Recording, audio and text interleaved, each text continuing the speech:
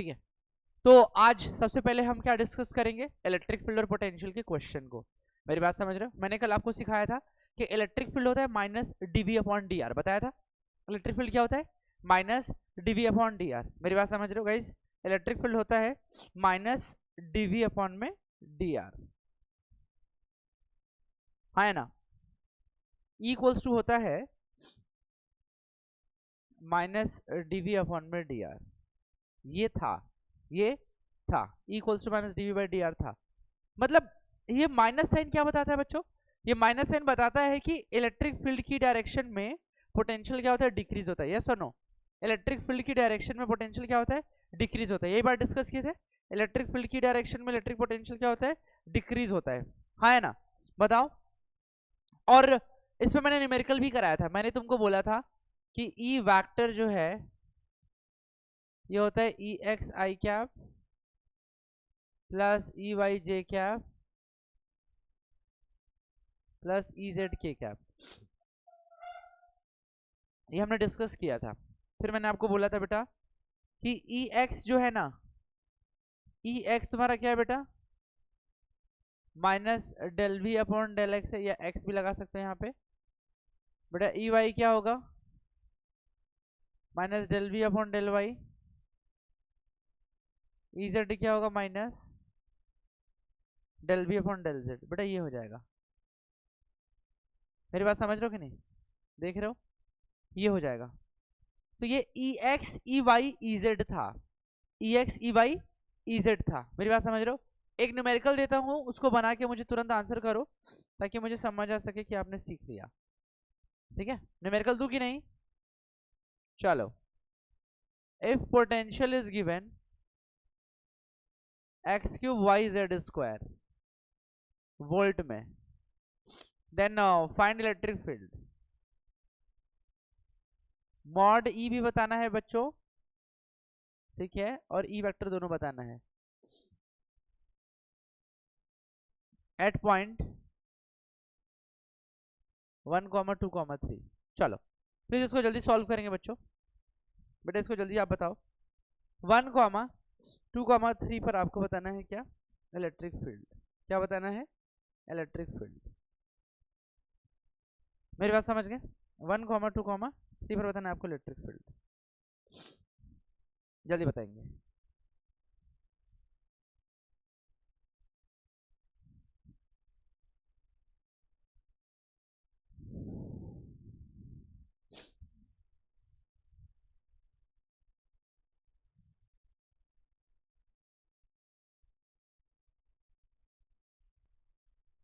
ठीक है, चलो अब यहाँ पे देखो, सबसे पहले मुझे ई एक्स फाइंड करना, तो ई एक्स के लिए क्या हो जाएगा, minus del B by del x, हाँ या ना? बताओ ई एक्स होगा कि नहीं minus del B by del x, yes और नो? उसके बाद minus del by del x. अब बेटा यहां पर v कितना हो जाएगा, x q y Z square. मेरी बात समझ रहे हो? तो ई एक्स आ जाएगा माइनस एक्स क्यूब का हो जाएगा 3x square y into Z का स्क्वायर। बेटा ये minus 3x square y into Z का स्क्वायर, क्लियर है? ये मुझे मिला ई एक्स, ये क्या मिला मुझे, ई एक्स। क्या मिल गया बेटा, ई एक्स। अब बात करेंगे ई वाई की।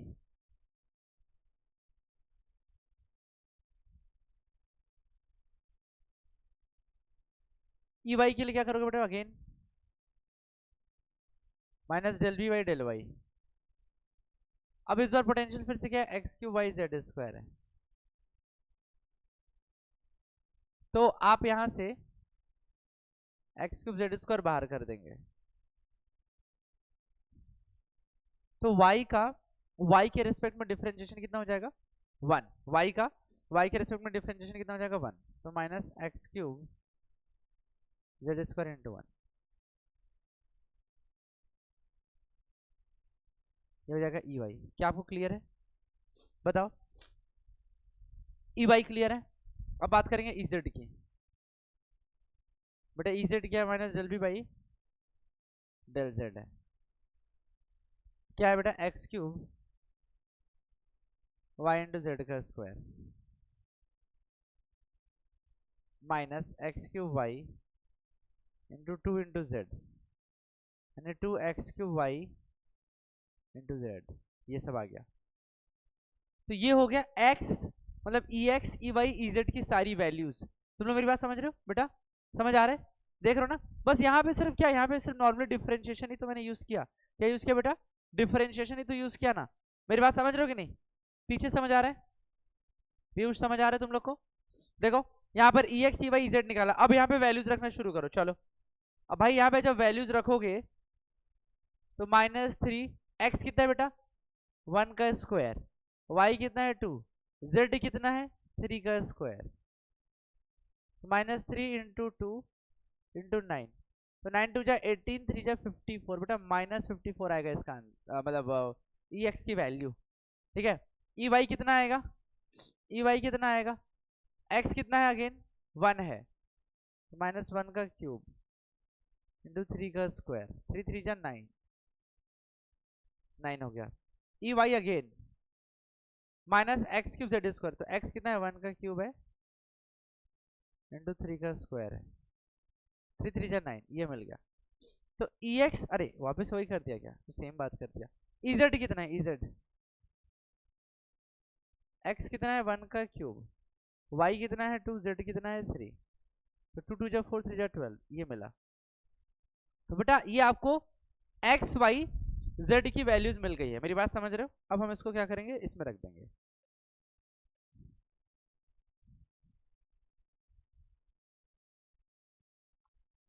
ex I cap ey j cap ez k cap, हाँ है ना? तो बेटा ex क्या हो जाएगा बताओ? What is ex? तो ex कितना हो जाएगा? Minus, yes yes, ey ez, बहुत बढ़िया बेटा, वेरी गुड, ये आ जाएगा। समझ गए? और अगर मैं इसका मैग्नीट्यूड की बात करूं, किसकी बात करूं? मैग्नीट्यूड, तो बेटा मैग्नीट्यूड क्या हो जाएगा?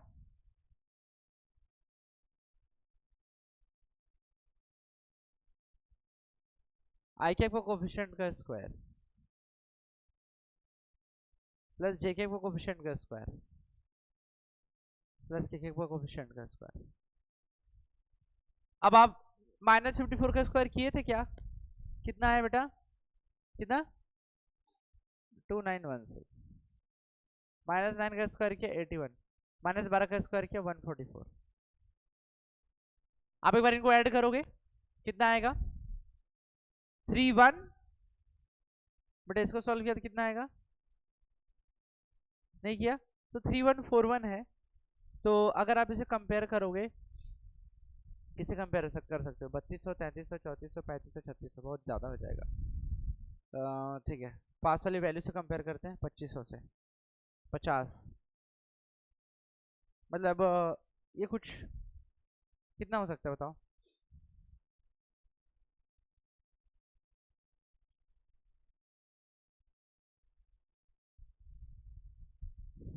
ठीक है, ये क्या बेटा? नहीं यहाँ तक भी लिखोगे तो भी कोई दिक्कत नहीं है, बट एक बार सॉल्व कर दोगे पूरा तो अच्छा रहेगा ना। मैं इसको अपनी मर्जी से लिख देता हूँ कुछ, क्योंकि देखो अगर मैं इसकी जगह 2500 लेता तो उसका रूट 50 होता, 2500 बेटा, 2500 लिखते तो क्या होता इसका रूट? क्या होता? 50। लेकिन यहाँ पर 3141 है। मेरी बात समझ लो, 3141 है। मेरी बात समझे कि नहीं? तो इसको कुछ 56 लिख रहा हूँ अपनी मर्जी से, वोल्ट पर मीटर। नोट कर लेंगे प्लीज, जल्दी नोट कर लो, इतना हमारा आंसर आ जाएगा। एक बार देख लो इसको। तो इस कैलकुलेशन में हमने क्या किया? हमने ex निकाला, ey निकाला और ez निकाला। क्या आप सभी को ex ey ez निकालने आ गया? भाई डिफरेंशिएशन कर देना। और कौन सा डिफरेंशिएशन? पार्शियल डेरिवेटिव, यानी पार्शियल डिफरेंशिएशन यूज करना है। कौन सा डिफरेंशिएशन यूज करना है? Partial differentiation. पार्शियल डिफरेंशिएशन का मतलब क्या है कि x का सिर्फ x के रेस्पेक्ट में होगा, बाकी लोग कांस्टेंट रहेंगे। y का दिया है फंक्शन तो y के रेस्पेक्ट में निकालोगे, बाकी सब कांस्टेंट रहेंगे मल्टीप्लिकेशन में। z का z के रेस्पेक्ट में निकलेगा, बाकी सब कांस्टेंट रहेंगे x y की वैल्यू। समझ गए? हो जाएगा? बोलो हाँ है ना? कर पाओगे ना? अब आगे चलते हैं, चलो नेक्स्ट एक क्वेश्चन की तरह लिखते हैं। लिखो if any charge q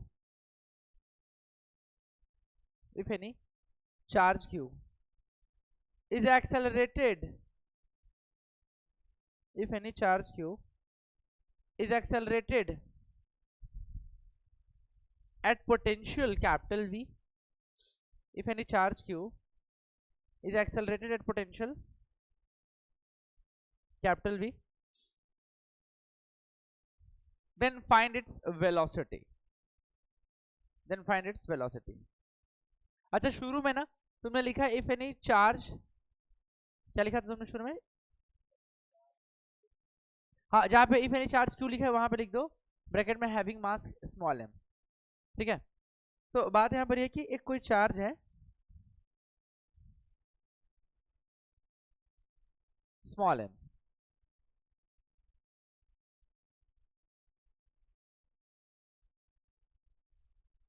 if any charge q, if any charge q, समझ गए, if any charge q having mass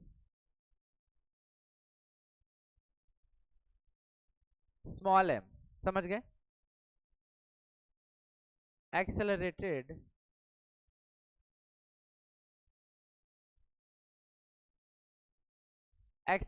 at potential capital V, समझ गए,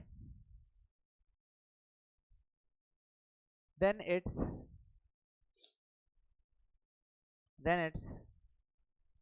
velocity,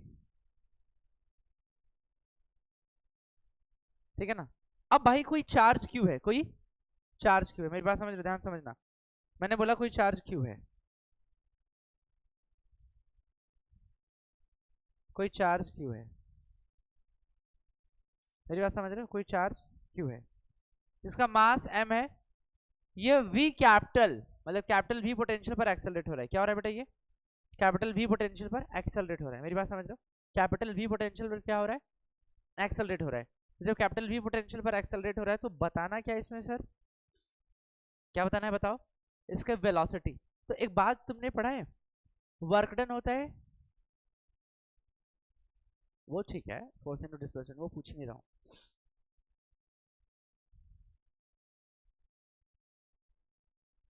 वर्क डन बराबर चार्ज इनटू पोटेंशियल पढ़ा है? बताओ। अरे इलेक्ट्रिक पोटेंशियल का डेफिनेशन तुमने नहीं पढ़ा है क्या? याद करो, V क्या होता है? W बाई क्यू, याद करो।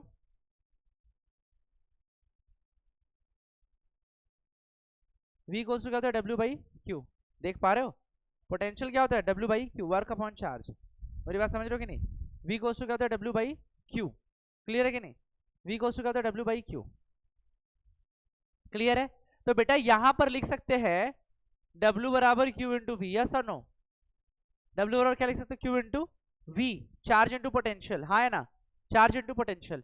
और बेटा वर्क डन आपको पता है, वर्क डन जो होता है ना, चेंज इन काइनेटिक एनर्जी होता है। क्या होता है? Change in, which is equal to half m into velocity का स्क्वायर, मेरी बात समझे? हाफ m वेलोसिटी का स्क्वायर, हाफ m वेलोसिटी का स्क्वायर। ये देख ध्यान से, काट मत देना जी, ये कैपिटल V पोटेंशियल है और स्मॉल v क्या है बेटा? वेलोसिटी है। क्लियर है मेरी बात? यस और नो?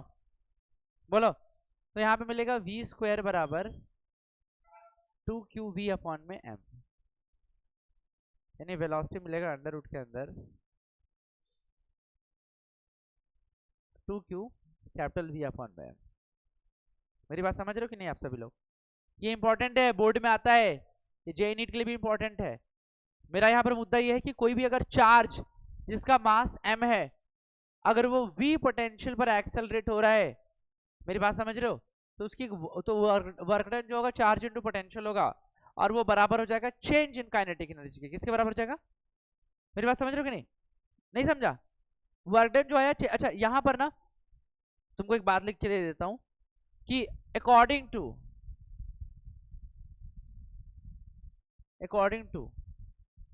WET, इसका तुम लोग पूरा नाम लिखोगे, work energy theorem. Work energy theorem क्या कहता है कि work done due to all the types of forces is equals to change in kinetic energy, is equals to change in, please आप इसको नोट करेंगे, work done due to all the types of forces equals to change in kinetic energy. जल्दी note करो।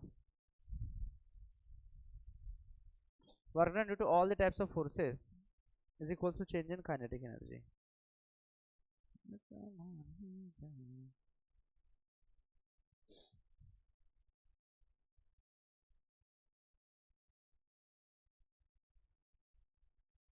Work done due to all the types of forces equals to change in kinetic energy.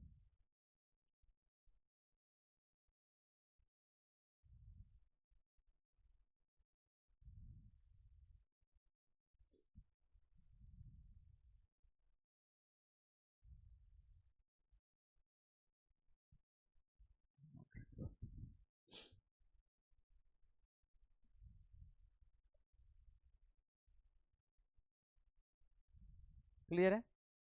बोलो हाँ है ना? तो बच्चों work done due to all the types of forces equals to change in kinetic energy. ये बात clear है कि नहीं? बताओ हाँ है ना? बोलो यस और नो। समझ आया? ठीक है। तो तुम में से कितने लोग स्कूल जाएंगे? सिर्फ 3-4 लोग। कब से स्कूल जा रहे हो? 22 तारीख से। 22 से जाओगे? ठीक है। तुम्हारा तो गई क्यों नहीं? सो गई थी? अच्छा फर्स्ट डे स्कूल नहीं जाते हैं क्या? हाँ अच्छा। और तुम फर्स्ट डे जाओगी? ठीक है ठीक है। चलो हो गया क्या? चलो तुम लोग स्कूल जाओ, बढ़िया है ना? तो स्कूल जाओगे तो हमारी क्लासेस इवनिंग में चलेंगी, है ना?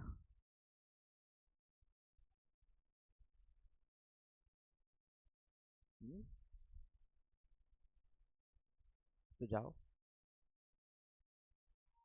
बिल्कुल हो गया। तुम जाना, तुम्हारा क्या होगा?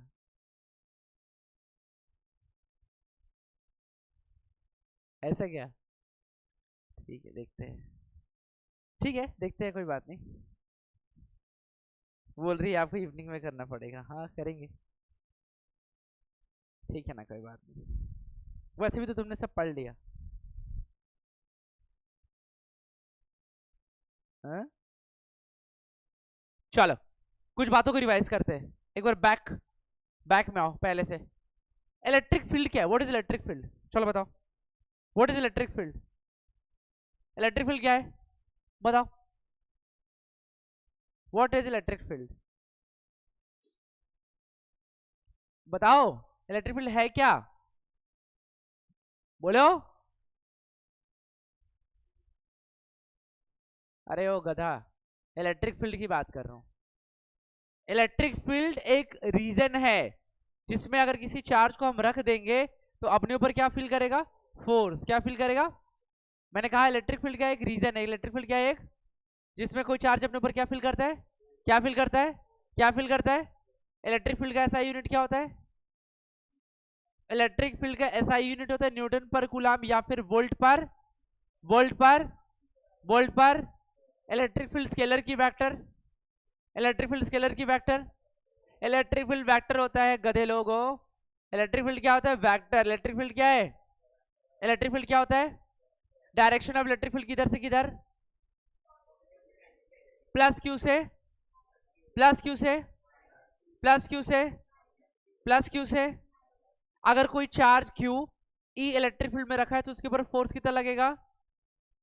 कोई, मैंने कहा कोई अगर charge Q electric field E में रखा है तो उसके ऊपर फोर्स कितना लगेगा? कितना लगेगा? कितना लगेगा? कितना लगेगा? और वो क्यूवी फोर्स किधर लगेगा? इलेक्ट्रिक फील्ड की डायरेक्शन में कि अपोजिट में? की डायरेक्शन में। अगर प्लस की चार्ज है तो इलेक्ट्रिक फील्ड की डायरेक्शन में, और माइनस की चार्ज है तो माइनस की चार्ज है तो माइनस की चार्ज है तो माइनस की चार्ज है तो समझ गए? प्लस की चार्ज है तो इलेक्ट्रिक फील्ड की डायरेक्शन में, और माइनस की चार्ज है तो इलेक्ट्रिक फील्ड के अपोजिट डायरेक्शन में। बोलो हाँ या ना? क्लियर है मेरी बात? अच्छा, किसी पॉइंट चार्ज क्यू की वजह से आर डिस्टेंस पे इलेक्ट्रिक फील्ड कितना? किसी पॉइंट चार्ज क्यू की वजह से आर डिस्टेंस पे इलेक्ट्रिक फील्ड कितना? के क्यू भाई? सिर्फ एक बच्ची आंसर कर रही है। के क्यू भाई? के क्यू भाई? के क्यू भाई? ओके, और ई और आर में ग्राफ कैसे बनेगा गाइस? ई और आर में ग्राफ कैसे? Rectangular rectangular rectangular rectangular rectangular, ठीक है। और what is electric potential? Electric potential क्या है? इलेक्ट्रिक पोटेंशियल है क्या बेटा? है क्या? होता क्या? Work done per unit charge. हाँ,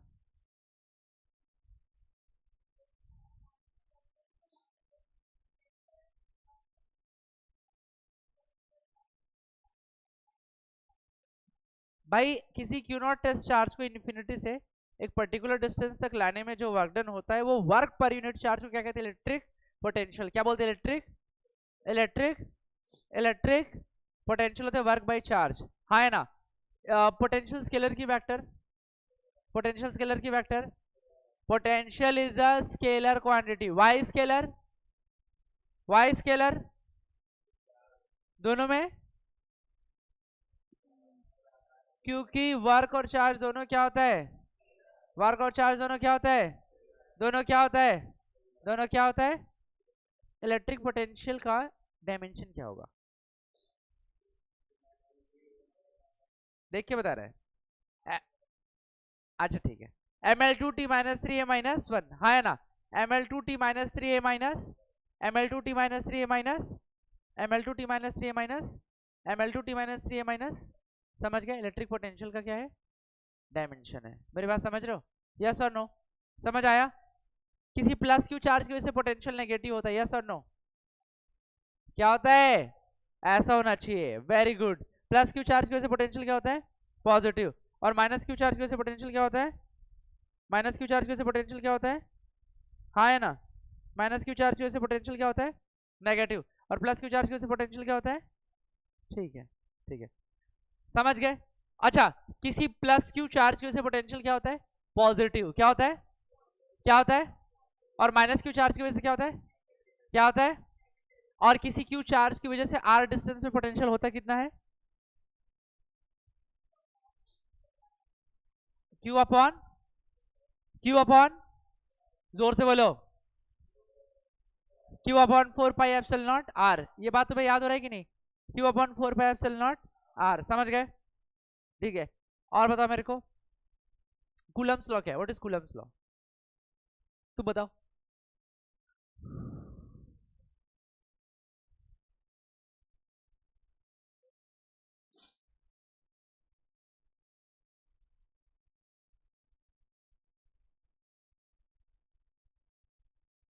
डिस्टेंस के इनवर्सली प्रोपोर्शनल, ये क्या है? ये बताया क्या? तू बता।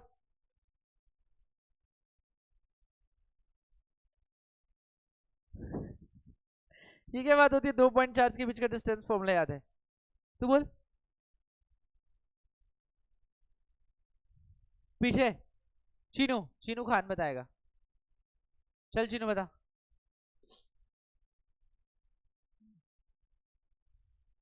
पीयूष बताओ।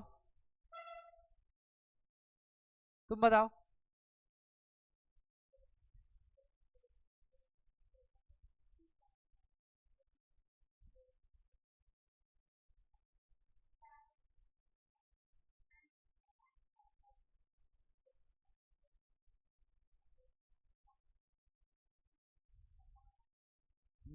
और प्रोपोर्शनलिटी कांस्टेंट का वैल्यू क्या होगा?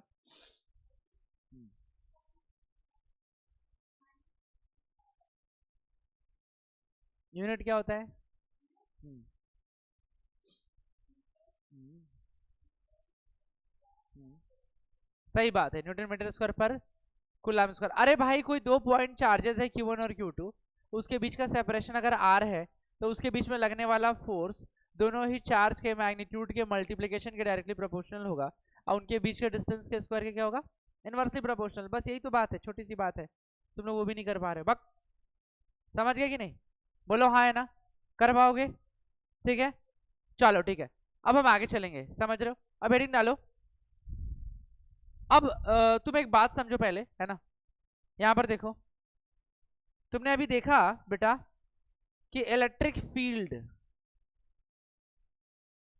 इलेक्ट्रिक फील्ड क्या है, minus dv upon d r है, बोलो हाँ है ना। इलेक्ट्रिक फील्ड क्या है बच्चों, minus dv upon d r है, हाँ है ना। इलेक्ट्रिक फील्ड क्या है, minus dv upon d r है। अगर मैं कहूं कि किसी पॉइंट पर एक तुम्हारे बोर्ड में कभी सवाल आया था कि अगर किसी पॉइंट पर इलेक्ट्रिक फील्ड जीरो है तो क्या पोटेंशियल भी जीरो होगा, सो आंसर इज नो। किसी पॉइंट पर अगर इलेक्ट्रिक फील्ड जीरो है तो वहां पोटेंशियल जीरो नहीं होगा, कांस्टेंट हो सकता है। क्या हो सकता है, आओ देखो कैसे। तो इलेक्ट्रिक फील्ड का फॉर्मूला तुम्हारे सामने लिखा है क्या, minus dv by d r. क्या लिखा है, minus dv by d r, हाँ है ना।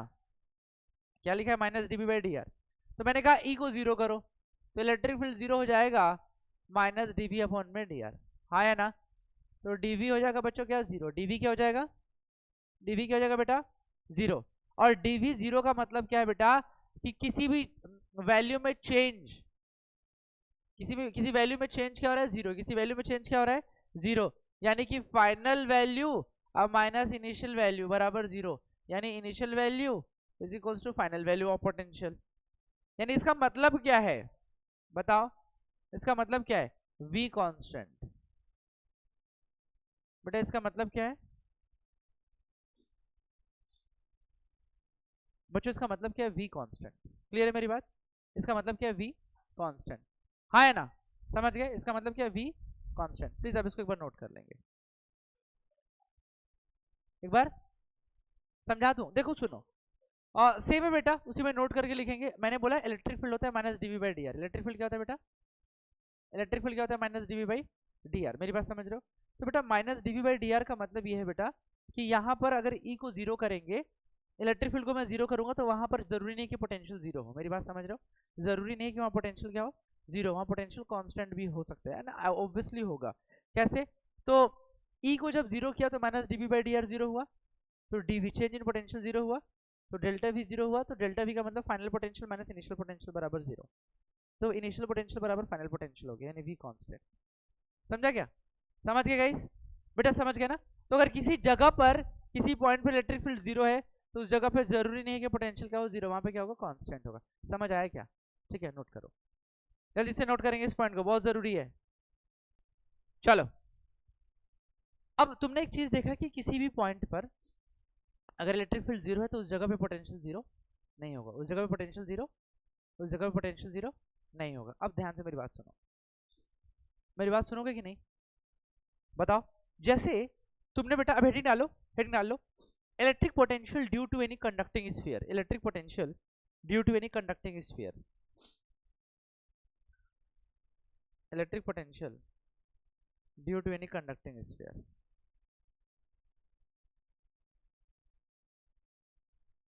कंडक्टिंग स्फीयर, हाँ जी बेटा।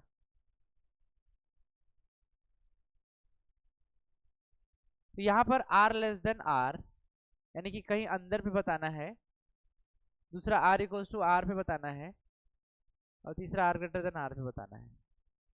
तीन जगह बताना है क्या, इलेक्ट्रिक पोटेंशियल। क्या बताना है, इलेक्ट्रिक पोटेंशियल। क्या बताना है बच्चों, इलेक्ट्रिक, तीन जगह बताना है इलेक्ट्रिक पोटेंशियल। लेकिन एक बात को ख्याल रखना कि ये इलेक्ट्रिक पोटेंशियल तुम बता पाओगे इलेक्ट्रिक फील्ड की वजह से। किसकी वजह से बता पाओगे, इलेक्ट्रिक फील्ड की वजह से। किसकी वजह से बता पाओगे, इलेक्ट्रिक फील्ड की वजह से। तैयार हो समझने के लिए बच्चों, इलेक्ट्रिक फील्ड के लिए, इलेक्ट्रिक फील्ड की वजह से बता पाओगे।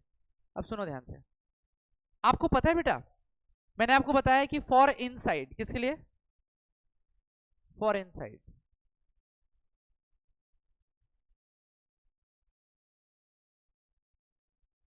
फॉर इनसाइड इलेक्ट्रिक फील्ड कितना होता है बेटा, जीरो। किसके लिए, फॉर एनी कंडक्टिंग स्फीयर। किसके लिए, किसी कंडक्टिंग स्फीयर के लिए इनसाइड में इलेक्ट्रिक फील्ड क्या होता है, जीरो। ये बात बताया हूं ना, गॉस लॉ, गॉस लॉ वाले की सेकंड पार्ट में आप जाकर के देख सकते हो वीडियो में, ठीक है ना। तो फॉर इनसाइड इलेक्ट्रिक फील्ड क्या होगा, जीरो। तो बेटा इलेक्ट्रिक फील्ड इनसाइड में जीरो हो जाएगा for conducting sphere, for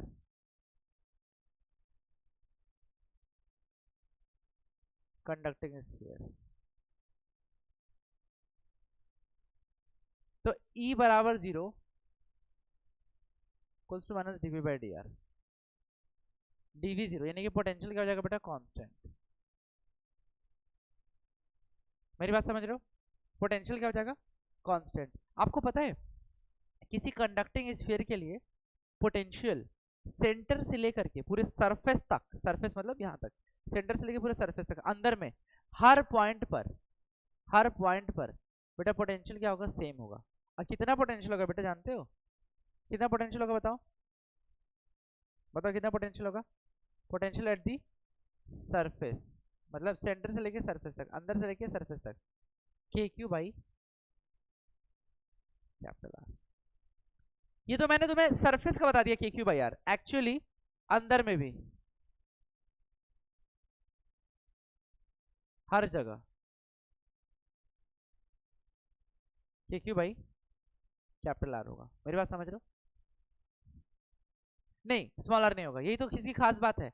surface पे जो होगा अंदर में हर जगह वही पोटेंशियल होगा किसी कंडक्टिंग स्फीयर के लिए। और उसका एक कारण है कि इलेक्ट्रिक फील्ड जीरो है तो पोटेंशियल कांस्टेंट है। समझ आया बेटा? इनसाइड में जीरो क्या है, इलेक्ट्रिक फील्ड जीरो है। मैंने पोटेंशियल बोला क्या? पोटेंशियल मैंने बोला कांस्टेंट होगा। मतलब पूरे वॉल्यूम में, पूरे अंदर में स्फीयर के पोटेंशियल क्या हो जाएगा, कांस्टेंट। क्या हो जाएगा, कांस्टेंट। और वो कांस्टेंट वैल्यू सरफेस पे जितना पोटेंशियल है उसके बराबर है। बस इतनी सी बात आपको याद रखना है। मेरी बात समझ गए? क्लियर है? सरफेस पे देख लिया, इनसाइड देख लिया, अब आप देखना चाहोगे फॉर आउटसाइड। और मेरे बच्चों आउटसाइड के लिए तो एक ही कहानी है बस,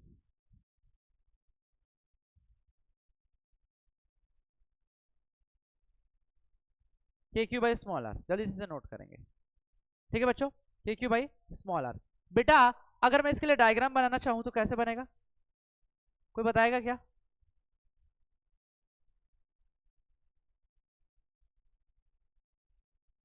वी और आर में डायग्राम कैसे बनेगा बेटा? पहले बनेगा स्ट्रेट, है ना? इसके लिए for r less than r, फिर आर इक्वल्स टू आर पे कांस्टेंट, फिर आर ग्रेटर देन आर के लिए v proportional to 1 by r. Come on guys, इससे नोट कर लेंगे बच्चों, इसको जल्दी से बनाएंगे। तो ये इलेक्ट्रिक पोटेंशियल हो गया किसी कंडक्टिंग स्फीयर के लिए। मेरी बात समझ गए? चलो अब हम बात करेंगे electric potential due to any non conducting sphere. समझ आया तुम्हें? टेशु समझ आया? ठीक है, अब हम बात करेंगे electric potential due to any non conducting sphere. मेरी बात समझ रहे हो ना? ठीक है, due to any non conducting sphere.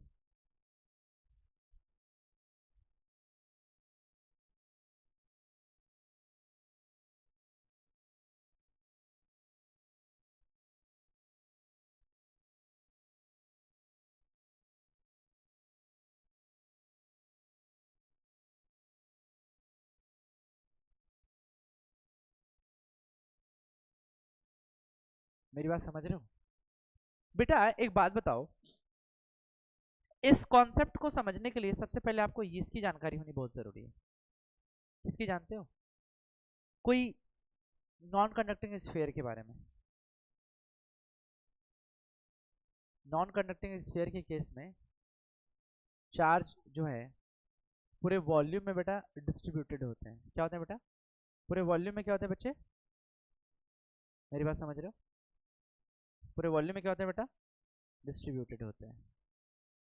हाँ है ना? बोलो। किसी नॉन कंडक्टिंग स्फीयर की बात करूं, और आपको पता है नॉन कंडक्टिंग स्फीयर के केस में इलेक्ट्रिक फील्ड इनसाइड में जीरो नहीं होता, है ना? मैं आपको यहाँ पे इलेक्ट्रिक फील्ड लिख देता हूँ। तुम लोग को याद है कि नहीं जी? ये बताया कि नहीं? इलेक्ट्रिक फील्ड ड्यू टू, मतलब इनसाइड की बात करो नॉन कंडक्टिंग स्फीयर की वजह से, इनसाइड कितना होता है guys? K q r upon capital r cube, यानी कि q r upon 4 r cube. Yes और नो गाइस? ये बात आप जानते हो? अरे बोलो, बोलते ही नहीं, गूंगे लोग बैठे यहाँ पे। हाँ चलो, कम से कम तुम्हें याद तो है, ठीक है? डेरिवेशन कराया है। तो इनसाइड में इलेक्ट्रिक फील्ड जीरो नहीं होता, तो सरफेस पे कितना होगा सर? हमने पहले ही अपने वीडियो में डिस्कस किया हुआ है कि लड़ाई सिर्फ अंदर की है, सरफेस पे और बाहर में इलेक्ट्रिक फील्ड कांस्टेंट होता है, which is kq by small r, kq by capital R square at the surface और आउटसाइड में कहा k Q by small are square. मेरी बात समझ गए कि नहीं? यस और नो? तुम लोग को पता है ये बात? नहीं पता है? बोलो। अरे तुम लोग कॉपी में देखो ना, सब लिखा है पहले से। ठीक है, के Q by capital are square हो जाएगा, ये स्मॉल आर बराबर कैपिटल आर के लिए। तुम लोग पढ़ते जा रहे हो और भूलते जा रहे हो क्या? इसलिए मैं तुमको याद करवा रहा हूँ, रटवा रहा हूँ एक एक चीज को। बोलो, समझ आ गया? तीसरा, वेरी गुड, तीसरा आउटसाइड के लिए कितना हो जाएगा? के Q by small are square,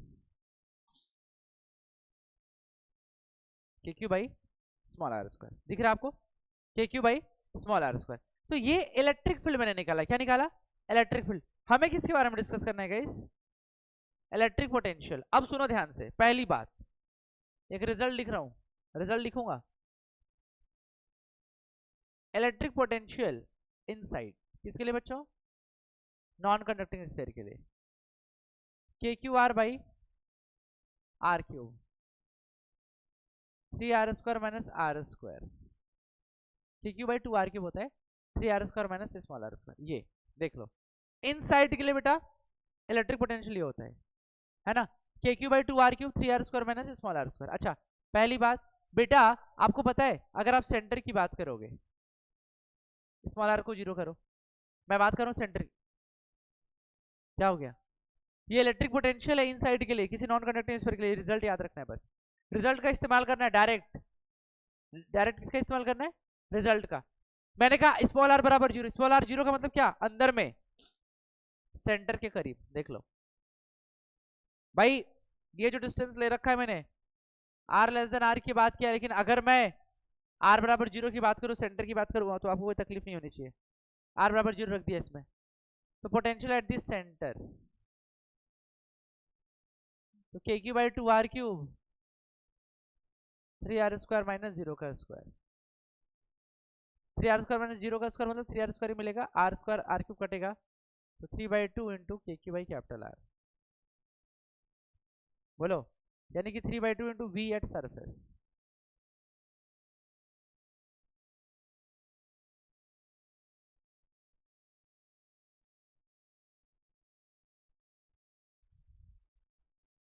ये हो जाएगा, मेरी बात समझे?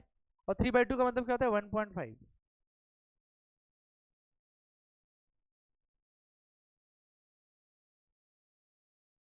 पोटेंशियल एट द सेंटर, देख रहे हो? पोटेंशियल एट दी सेंटर डेढ़ गुना होगा, 1.5 टाइम्स होगा एट दी सरफेस के। बस ये हो गया। अब तीसरी बात, तीसरी बात, अगर मैं बात करूं किसके बारे में, सरफेस पे, तो पोटेंशियल एट दी सरफेस कितना? बोलो मेरे बच्चों, सेम हो जाएगा, के क्यू बाई कैपिटल आर, और आउटसाइड के लिए कितना? K Q by small r. Yes और नो बोलेंगे प्लीज? ये हो जाएगा, क्लियर है? तो ये निकला इलेक्ट्रिक पोटेंशियल किसके लिए? For any non conducting sphere. ये सब बातें आपको आनी चाहिए।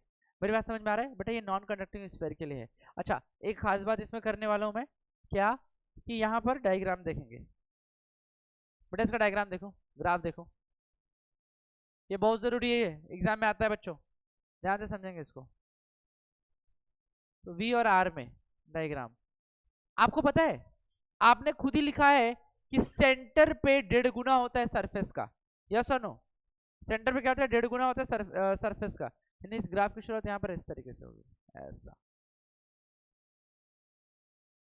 ऐसा। मेरी बात समझ रहे हो? यानी कि सेंटर पे जो आएगा वो 1.5 टाइम्स है किसका? सरफेस का। ठीक है, ये मान लो आर लेस देन आर के लिए है, ये आर बराबर आर के लिए है, और ये आर ग्रेटर देन आर के लिए है। चलो जल्दी से इसको नोट कर लेंगे बच्चों, और एक बार ध्यान से इसको देखेंगे और समझेंगे। अगर कुछ डाउट हुआ, परेशानी हुआ, तो प्लीज मुझे पूछेंगे। ठीक है, तो पोटेंशियल और इलेक्ट्रिक फील्ड, इलेक्ट्रिक फील्ड जो होता है बेटा, एक सवाल का जवाब देंगे, किसी कंडक्टिंग स्फीयर में इलेक्ट्रिक फील्ड जीरो होता है कि नहीं? यस और नो? अंदर में इलेक्ट्रिक फील्ड जीरो होता है कि नहीं? किसी कंडक्टिंग स्फीयर के लिए, नॉन कंडक्टिंग स्फीयर के लिए इलेक्ट्रिक फील्ड जीरो होता है क्या अंदर में? Answer is no. नोट करेंगे इसको जल्दी से। चलो बहुत बढ़िया। एक बार आप इस ग्राफ को समझेंगे। जैसे यहाँ पर मैंने V और R में ग्राफ बनाया है, पोटेंशियल और R में ग्राफ बनाया है, ठीक है। तो यहाँ पर बेटा क्या है ना कि देखो शुरुआत में क्या है बेटा, यहाँ पर देखो ऐसे बम्प की तरह उठा है ना, ऐसे पिक की तरह उठा है। क्यों? कारण जानते हो उसका? कारण ये है बेटा कि सेंटर पे जो पोटेंशियल होगा वो 3/2 टाइम्स होगा पोटेंशियल एट द सरफेस,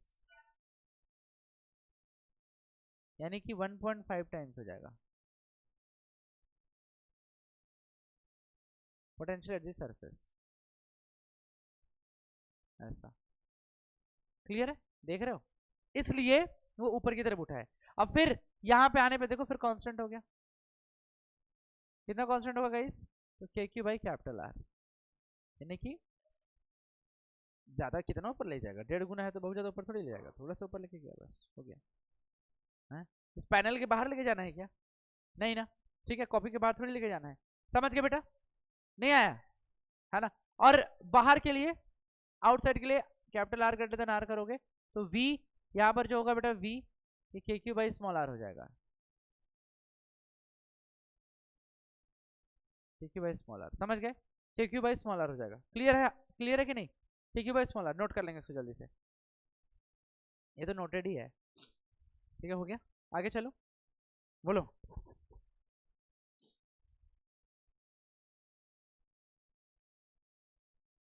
ठीक है, आगे चले।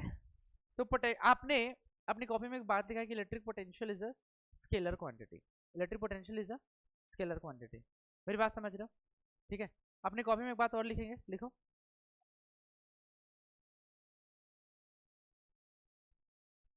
Electric potential, electric potential due to multiple charges, electric potential due to multiple charges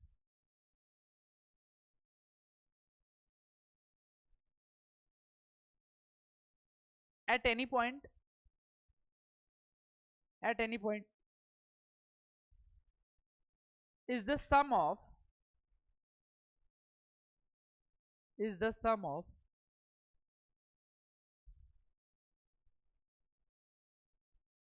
is the sum of, हो गया, is the sum of, is the sum of, is the sum of, is the sum of, is the sum of electric potential due to all the charges, is the sum of electric potential due to all the charges, हाँ है ना। Electric potential due to all the charges, बेटा सभी charges की वजह से potential के सम के बराबर होगा। उसका कारण जानते हो? क्योंकि ये एक स्केलर क्वांटिटी, कौन सी क्वांटिटी है? Scalar quantity. कौन सी क्वांटिटी है गाइस? समझ गए? ठीक है। मैंने बोला, मैंने क्या बोला? हाँ, electric potential is the sum of due to all the charges, ये बोला था ना। सभी चार्जेस की वजह से इलेक्ट्रिक पोटेंशियल के सम के बराबर होगा, हाँ या ना? बोलो। क्लियर है मेरी बात? समझ आ रहा है कि नहीं? बोलो। ठीक है, एक सवाल करते हैं, चलो लिखो, बताना चाहोगे?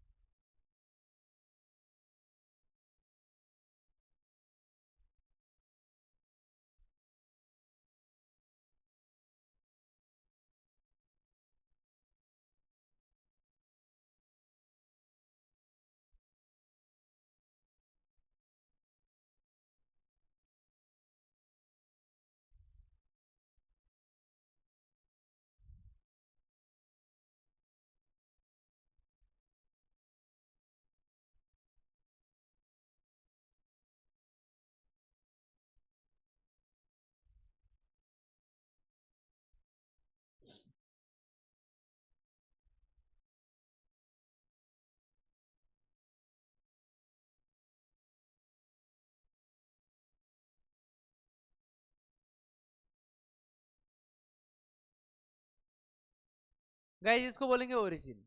ये क्या है? ओरिजिन। ये क्या है? ओरिजिन। यहां से r डिस्टेंस पर मैंने एक q चार्ज रखा, ठीक है।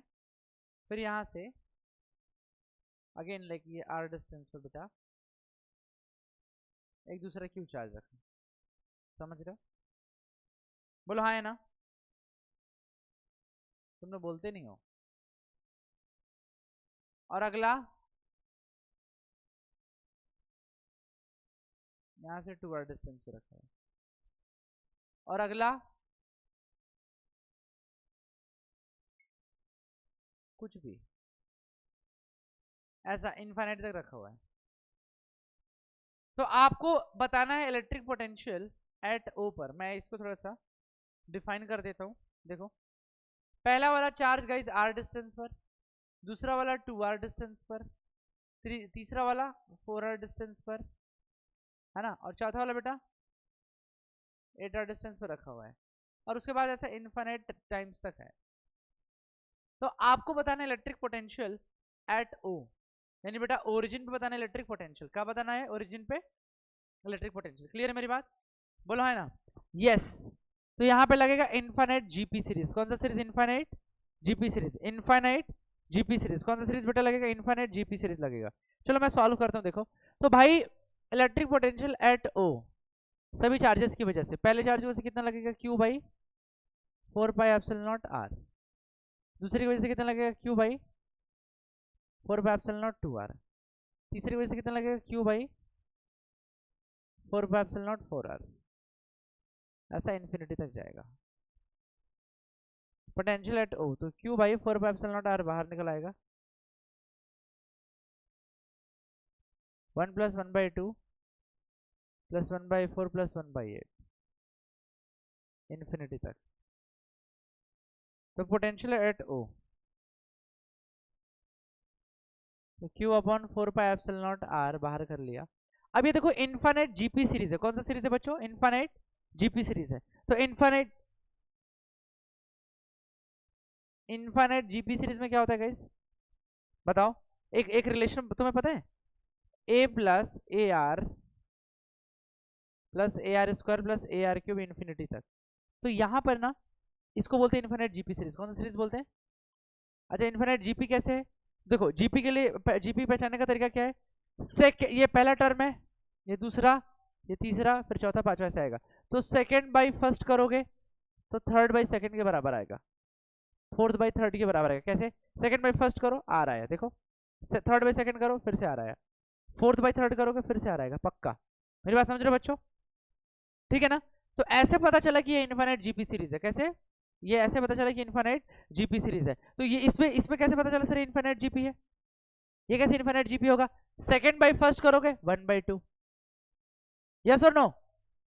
अरे second term by first term करो ना भाई, 1 बाई 2 बाई 1 करोगे यार 1 बाई 2 ही आएगा। थर्ड बाई सेकंड करोगे 1 बाई 2 ही आएगा, फोर्थ बाई थर्ड करोगे 1 बाई 2 ही आएगा। समझ पा रहे हो कि नहीं? बोलो हाँ है ना? तो यहां पे क्या जाएगा? a upon 1 minus r. R कितना हो जाएगा? 1 बाई 2। तो q by 4 pi epsilon not r. तो 2 अपॉन ऊपर गया 2 तो 2 माइनस 1 तो कितना आ जाएगा? 2 q by 4 pi epsilon not r. इसको काटोगे 2 से 4 को तो q by 2 pi epsilon not r. इतना वोल्ट आंसर आएगा।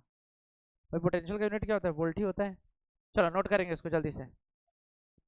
बेटा इनफाइनाइट जीपी का हाँ इनफाइनाइट जीपी का फॉर्मूला तुम्हें यहाँ नहीं बताया ना बेटा। एस इन्फिनिटी का फॉर्मूला देखो यहाँ पे, इसको नोट कर लेंगे गाइस, है ना? a upon 1 minus r. बेटा क्या बोला मैंने? a upon 1 minus r, a upon 1 minus r. यहाँ पे r क्या है? इसको बोलते हैं कॉमन रेशियो। क्या बोलते हैं? सेकंड बाई फर्स्ट या थर्ड बाई सेकंड। और कॉमन रेशियो का मतलब कॉमन ही आएगा बेटा रेशियो। सेकंड बाई फर्स्ट करोगे तो जो वही आएगा वो थर्ड बाई सेकंड में भी आएगा। और a क्या है? पहला टर्म बेटा, a is a first term, a is a first term. जल्दी से इसको नोट करेंगे बच्चों, a is a first term. जल्दी से नोट करें। हाँ बेटा क्वेश्चन क्या है बोल दूं एक बार? लिख लो बेटा, इस सवाल को लिख लो। हाँ ठीक है, जिनके पास जगह वो लिख लेंगे। लिखो फाइंड इलेक्ट्रिक पोटेंशियल। लिख लो find electric potential at origin, find electric potential at origin, find electric potential at origin, है ना, find electric potential at origin at a distance of नहीं, find electric potential at origin due to charges q placed at r and again same charge, हाँ, and again same charge placed at 2r, 4r, 8r dot infinite, ठीक है ना, infinite तक फैले पड़े हैं, ठीक है ना। तो बताना है आपको इलेक्ट्रिक पोटेंशियल। तो बच्चों ये मैंने यहाँ पे इसको सॉल्व कर दिया, ठीक है। आप इससे कैलकुलेशन को एकदम बारीकी से बच्चों समझेंगे, क्लियर है ना, ध्यान से इसको समझेंगे बेटा, क्लियर है ना, देख लो। तो ये है electric potential due to any point charge. तो बेटा पॉइंट चार्ज के पोटेंशियल क्या होता है, q/4πε0r या फिर kq/r, समझ गए। चलो जल्दी से देख लो इसको।